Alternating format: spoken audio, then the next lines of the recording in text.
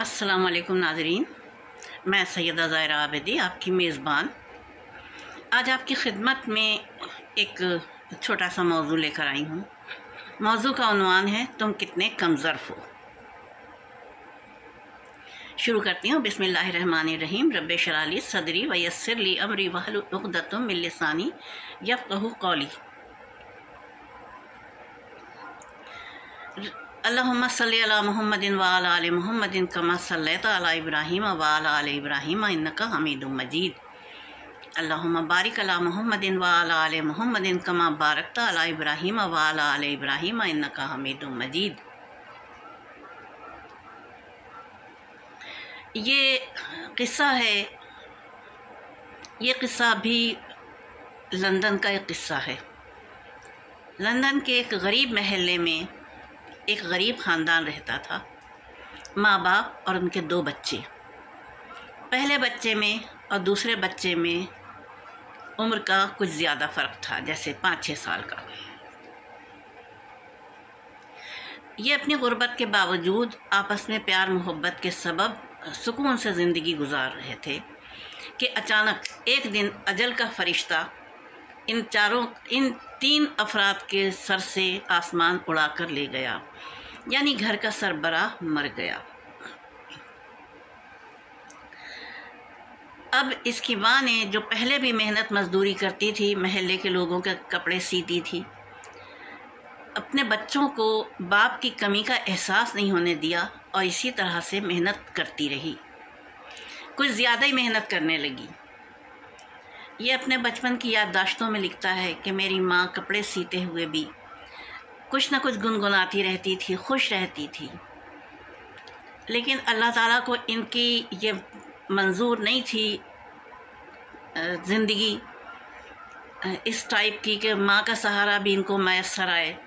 چنانچہ ایک چند برس گزرے تھے کہ ماں کا سایہ بھی سر سے اٹھ گیا۔ اب بڑا بچہ جو 10-11 سال کا تھا، اس نے اپنے چھوٹے بھائی کی ذمہ داری خود اٹھا لی اور پرورش کرتے ہوئے اس کو اس مقام پر لے آیا کہ وہ کالج جانے لگا۔ کالج جانے کے باوجود، بھائی کے محنت مزدوری کرنے کے باوجود، اس کے پاس اتنے پیسے نہیں ہوتے تھے کہ یہ کینٹین جا کے انٹرویل میں چائے پی سکتا۔ چنانچہ انٹرویل کا جو وقت ہوتا تھا، یہ وہیں گھاس پر لیٹ کر بیٹھ کر کتاب پڑھتے ہوئے گزار دیتا تھا۔ ایک دن یہ لیٹا ہوا کتاب پڑھ رہا تھا کہ اسے اپنے تاریخ کے پروفیسر آتے نظر آئے۔ یہ پروفیسر کو دیکھ کر عذرائے ادب اٹھ کر بیٹھ گیا۔ پروفیسر اس کے پاس آ گئے اور انہوں نے کہا کہ تم نے آج فلاں پروفیسر کا مضمون پڑھا؟ اس نے نخوت سے منہ بنایا اور اس نے کہا کہ میں اس کم ظرف پروفیسر کا مضمون ہرگز نہیں پڑھتا ہوں، کوئی بھی نہیں پڑھتا ہوں، نہ آج پڑھا ہے نہ پہلے پڑھتا ہوں۔ وہ بڑے ان کی تیوری پہ بل پڑ گئے پروفیسر کی، اور انہوں نے بس ایک جملہ کہا کہ تم اتنے کم ظرف ہو کہ تم اپنے دشمن کی علمی قابلیت سے بھی فیض نہیں اٹھانا چاہتے ہو۔ پروفیسر کو غصہ آ گیا تھا، وہ جھلاتے ہوئے وہاں سے چلے گئے۔ اس کو پروفیسر کی خفگی بالکل اچھی نہیں لگی۔ یہ اپنی جگہ سے اٹھا، لائبریری گیا، اس نے اپنے ناپسندیدہ پروفیسر کا مضمون پڑھا اور پھر آ کے اپنے پروفیسر کو بتایا کہ میں پڑھ کے آیا ہوں اور مجھے وہ بہت پسند آیا ہے، مجھے تاریخ میں اصل میں دلچسپی نہیں ہے، اس لیے میں تاریخ پڑھنا پسند بھی نہیں کرتا ہوں، لیکن آج میں نے آپ کے کہنے سے پڑھا ہے اور میں آئندہ بھی پڑھوں گا تاریخ کے مضمون کو۔ اور پھر اس نے پڑھنا شروع کیا، تاریخ پڑھنی شروع کی، تاریخ عالم یہ پڑھتا گیا اور اتنا پڑھا اس نے تاریخ کو کہ ایک دن یہ خود تاریخ کا پروفیسر بن گیا۔ کالج، پھر یونیورسٹی، پھر اس سے آگے کی منزلیں طے کرتے ہوئے اس کی اگلی سیڑھی تھی برطانوی دارالعوام کی کرسی، برطانوی پارلیمنٹ میں بھی جا کے اس نے بہت بہترین طریقے سے اپنے فرائض سر انجام دیے، اور اس طرح سے اس نے دنیا میں اپنا مقام پیدا کیا۔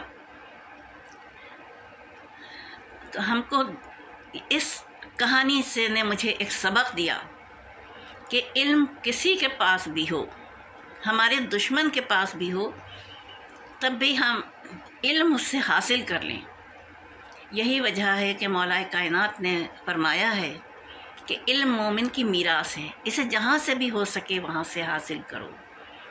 مجھے اس کہانی نے بہت متاثر کیا کہ ایک وہ بچہ جس کا بچپن میں باپ مر گیا، ماں مر گئی، پھر غربت میں یہ پل کے جوان ہوا، لیکن اس نے کسی بھی منفی اس کو اپنے اوپر، اپنی زندگی کے کسی منفی پہلو کو اپنے اوپر حاوی نہیں آنے دیا۔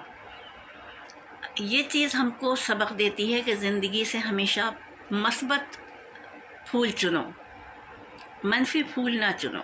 منفی پھولوں میں کانٹے ہوتے ہیں، مثبت پھولوں سے آپ کی زندگی سنور جاتی ہے۔ بس میرا اتنی ہی پوسٹ تھی۔ پوسٹ تمام کرتے ہوئے آپ کے لیے دعائیں ہیں بہت ساری۔ پروردگار عالم آپ کو آسانیاں بانٹنے والا بنائے، ہم سب کو بنائے۔ پروردگار عالم آپ کے گھروں میں حق حلال کی بہترین روزی عطا فرمائے، آپ کے بچوں کی نیک جگہوں پہ شادیاں ہوں، آپ کے بچے جو پڑھ رہے ہیں ان سب کو بہترین رزلٹ عطا فرمائے۔ ہمارے پاکستان میں کہ ہر گھر میں ٹھنڈی ٹھنڈی ہوائیں بھیج دے پروردگار، ہمارے وطن کے آنگن میں بہترین ہوائیں بھیجے، نیک اور مہربان، بے چینی ختم ہو جائے، ہمیں مہربان حاکم عطا فرمائے، چاہے وہ کوئی بھی ہو، بس وہ مہربان ہو، اور ہمارے وطن کے لوگوں کی بے چینیاں ختم کر دے بار الہ۔ بیرون ملک جو پاکستانی ہیں ان کو بھی سکون عطا فرمائے۔ آمین ثم آمین، الہی آمین۔ وآخر دعوانا الحمدللہ رب العالمین، والصلاۃ والسلام علی خیر المرسلین وآلہ الطیبین الطاہرین۔ اپنی میزبان کو اجازت دیجیے، فی امان اللہ۔